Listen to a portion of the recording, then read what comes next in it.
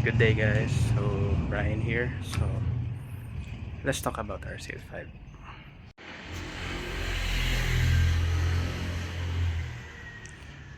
So guys, here it is.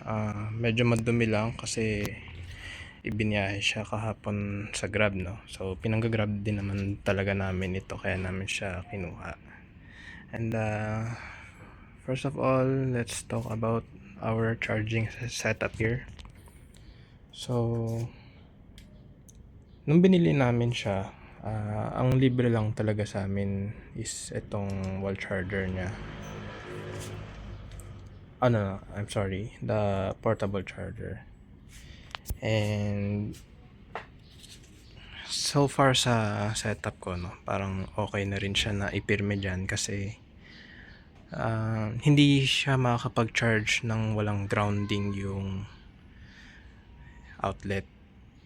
So yung sa amin is may proper setup, naka-ground yung may grounding yung outlet, kaya gumagana siya dito. And wala akong alam na ibang bahay kasi na may proper grounding, so I know na hindi ko mapapagana yung charger pag may binisita kami or what. So ito yung kotse, and so let's start.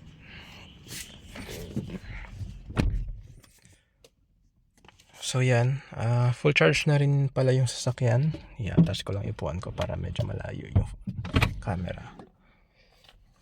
So this is the 2025 CL5 Dynamic, no? Yung pinakaunang gusto kong pag-usapan is yung power niya.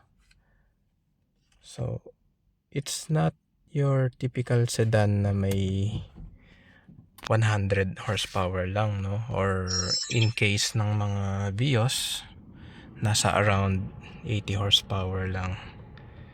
So this one has 176 horsepower and 316 newton meter ng torque. So guys, I will tell you, napakalayo nung acceleration niya compared sa normal na ICE na sasakyan.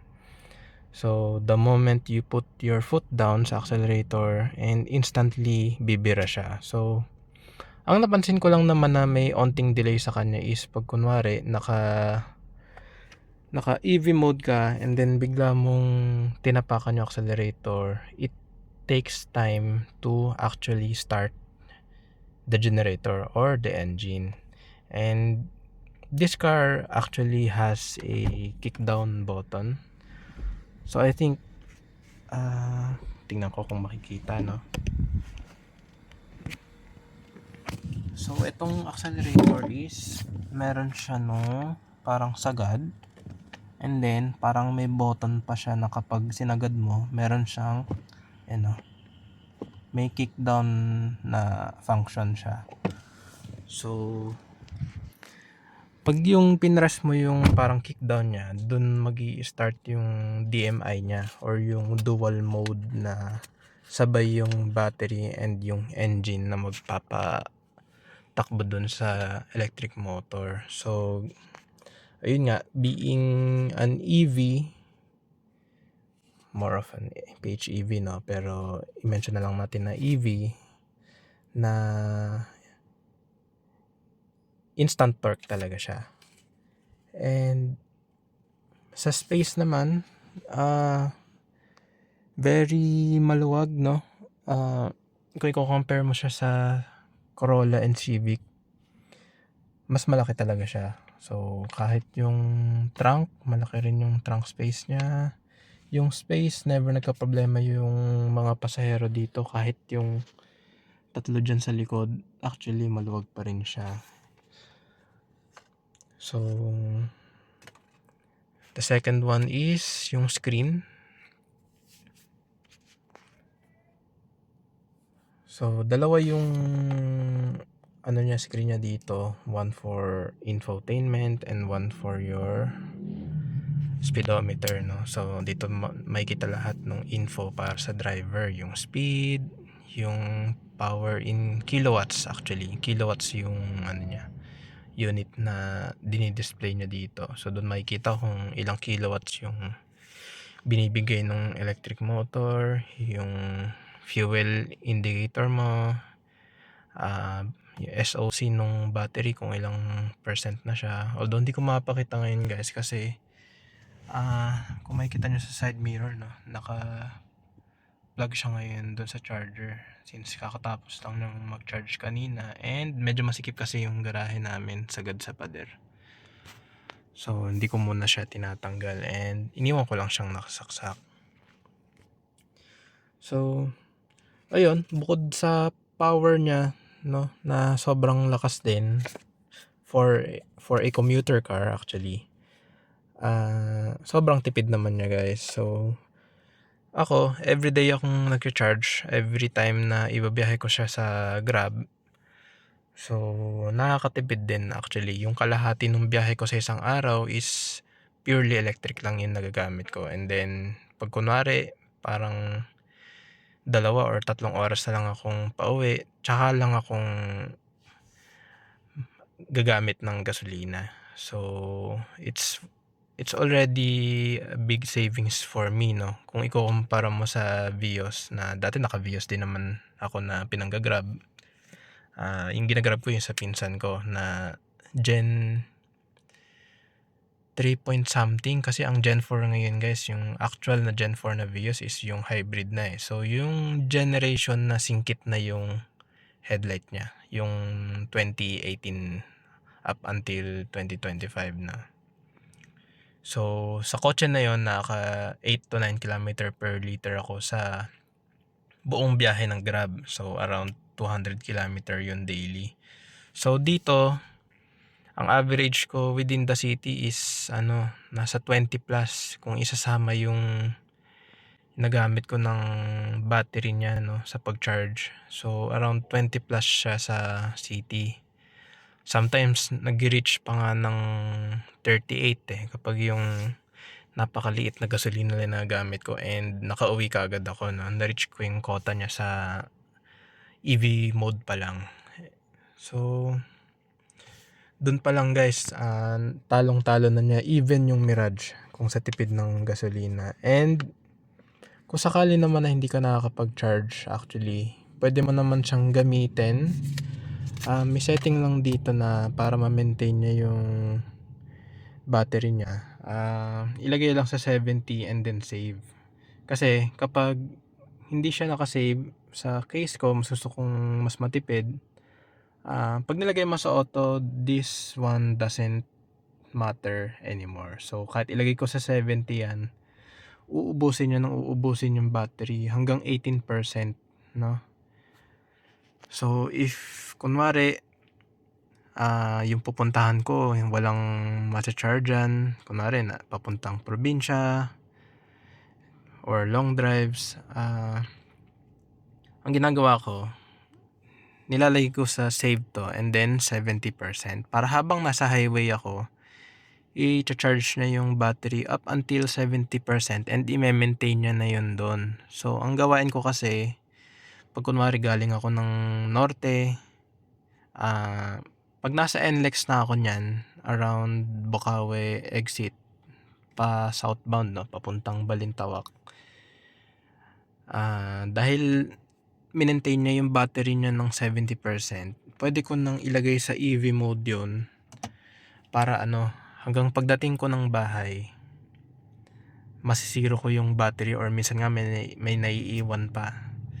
So doon ko nakukuha yung tipid na minsan parang may strategy din siya na pag malapit ka sa bahay mo, i-EV mode mo na. Pag paalis ka ng bahay mo, hayaan mo lang na maubos yung battery and then lagay mo sa save, parang ganon.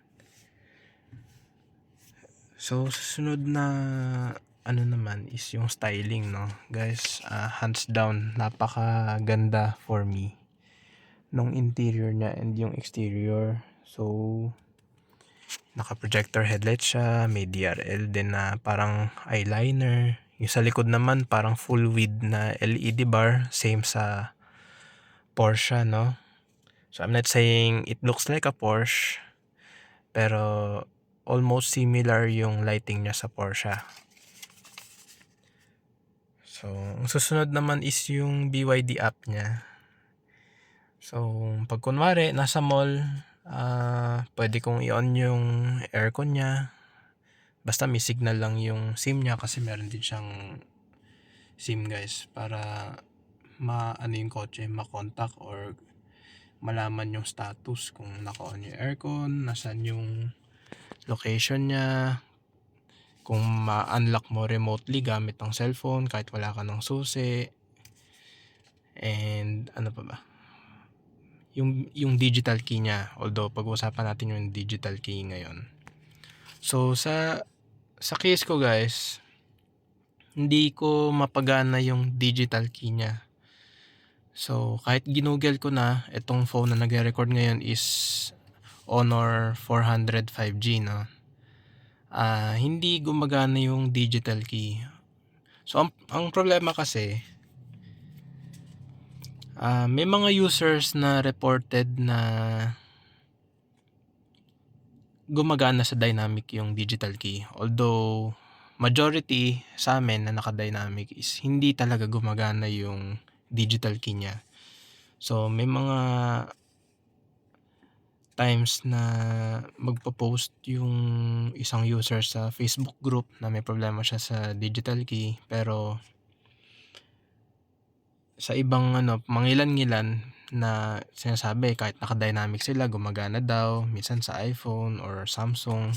So sa case ko guys, kahit dating naka-Samsung ako nung binili ito, hindi talaga siya gumagana. And may isang user na nag-report na naka-premium siya. Guys, sa digital key, ang majority ng mga naka-premium na variant is gumagana talaga sa kanila.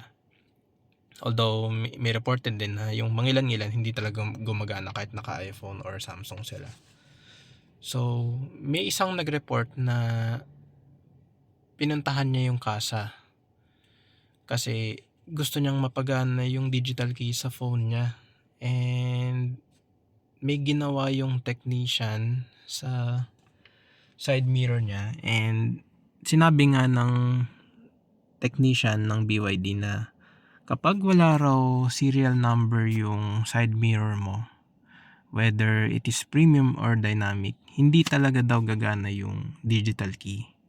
So ang weird lang, no, kasi kasama yung digital key sa BYD app mismo. So kung tutuusin, dapat gumagana siya sa lahat ng users.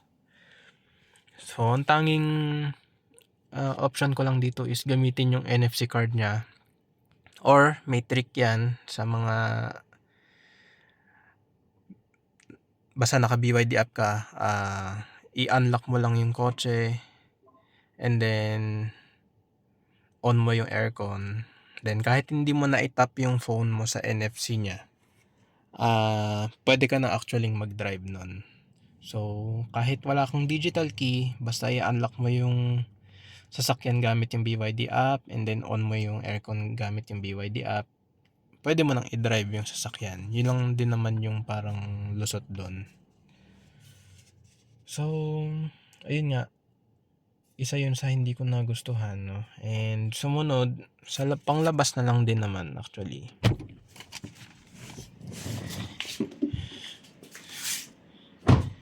yung mugs and tires niya. So one thing I didn't like about this car is sobrang liit nung mugs. Parang hindi siya proportion doon sa sasakyan. Kumpara sa akin lang, kasi sa akin guys, yung sa Vios naman, naka 17s na ito. Although hindi naka lowered, pero na-improve naman niya yung looks nung sasakyan compared mo sa stocks niya noon na 14 inches lang. So this one, although ang ganda ng comfort niya, komportable yung suspension, malambot, para kang nakasakay sa SUV kapag ito yung sinakyan mo. Pero yun nga, ang inaasar ng mga ibang Facebook users dito is mukha raw donut yung mugs and tires niya, yung combo niya, kasi ang tabangan naman ng profile niya guys. So it has a 225/60 rim 16 na setup, and yung offset niya is medyo pasok. So usually yun naman talaga ang offset ng mga stock na mugs no. Pasok siya sa body. So malayo ano. So yun lang naman. And dahil sa laki niya guys, ang laki ng dimensions niya, mas malaki sa Civic, mas malaki sa Corolla, mas malaki pa siya sa Innova. Nagasgasan ko siya one time nung nasa Manggahan, Pasig ako. So kung familiar kayo sa area, sobrang sikip doon. And parang may nagpark pa na truck nung time na dinadrive ko to doon. So nung ginaguide ako ng local doon, hindi niya siguro napansin na sumasayad na pala to sa gutter. So I think parang fault ko pa rin kasi pinilit ko nga. Pero more on naiinis talaga ako pag yung napapadpad ako sa lugar na yun kasi nga parang hindi standard yung mga daanan, and bukod doon ang daming nakapark kasi. So yun lang naman. One thing to note, kapag ito talaga sasakyan mo, medyo malapad talaga siya. Kasi actually guys, kung titingnan nyo yung dimensions niya, mas longer and mas wider siya sa yung Innova na diesel, yung may 2.8 na engine. Hindi yung Zenix yung naunang Innova na 2016 pataas.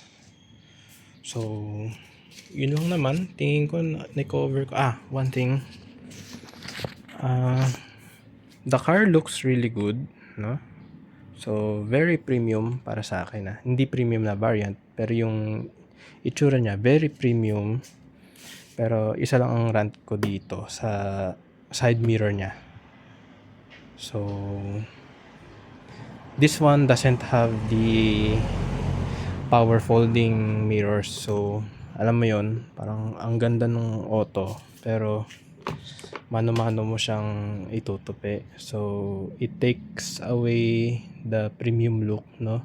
Pag nasa parkingan ka, na makikita ka ng tao na mano-mano mong tinutupi yung side mirror. Pero more on nitpicking na rin yun. Actually, I'm still very happy for the car. And this one, meron din siya nung parang smart lock. So, bumusina siya kasi naka-on yung ignition sa loob. So, ayun. So, I think na-cover ko naman na lahat nung gusto kong sabihin, no? Ang final verdict ko is I'm still very happy for the car, no? Despite all those issues na kinwento ko dito, and napakahaba na actually ng video. We're still very happy kasi ito yung pinakauna naming hybrid na kotse, and na-break ko sa sarili ko yung stereotype na hindi ako bibili ng Chinese car dahil nga alam mo naman pag yung tulad yan meron kang Japanese car, and previously may Toyota Rush kami, may Hyundai Accent kami. Parang nung una hindi pa namin pinagkakatiwalaan tong BYD. Pero napansin ko na ang dami ring tao na meron nito. So, sabi ko sa papa ko, why not, no? Parang less than a million, meron ka ng hybrid. Exempted ka pa sa coding up until 2030. So, what more can you ask, no? Laki din ng savings mo sa gasolina. Mas matipid pa nga ito kung tutusin. Kahit sabi mong matipid na yung generation ng Vios na yan, pero ito kasi minimum naka 15 km per liter sa city, while yung Vios naman namin is 10 to 11 lang kasi manual din yan na 1.3. And sa NLEX naman or highway driving, all throughout pag umuwi kami ng Pangasinan or pabalik dito sa Quezon City, na-maintain niya yung 25 km per liter. Kaya ang laking savings pa rin. Kahit sabihin yung matipid na yung Vios na yun, iba pa rin talaga dito sa BYD. Pero still, I'm happy to drive this one, and I'm still happy to drive that one occasionally, no? Dahil guys, ang sarap mag-drive ng manual. So, ayun lang. I think na-cover ko na lahat, no? Ng parang observations ko sa kotse. and yung mga features na nagustuhan namin. So, alam ko medyo mahaba na yung video, pero kung umabot ka dito, salamat sa'yo na nanonood.